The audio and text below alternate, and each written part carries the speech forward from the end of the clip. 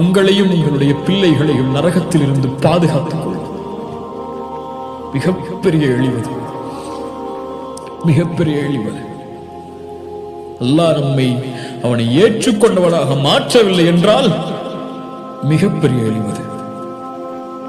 அல்லாஹ் ரப்புல் ஆலமீன் சொல்லுவான், இப்ராஹிம், அல்லாஹ் சொர்க்கத்தை காஃபிர்களுக்கு தடை செய்து விட்டானே என்று கூறி அல்லாஹ் ரப்புல் ஆலமீன் இப்ராஹிமை பார்த்து சொல்லுவான், ஹலீலை பார்த்து சொல்லுவான், உன் பாதத்தை பார், கீழே பார். அவருடைய தந்தை ஒரு விலங்குடைய உருவத்தில், கழுதை புலியுடைய விலங்குடைய உருவத்தில் மாற்றப்பட்டிருப்பார். அவருக்கு முன்னாலேயே காலை பிடித்து நரகத்திலே தூக்கி வீசப்படுவார் என்று ரசூலுல்லாஹி ஸல்லல்லாஹு அலைஹி வஸல்லம் அவர்கள் சொன்னார்கள். யா அல்லாஹ், மன் ذا الذي يشفع عنده إلا بإذنه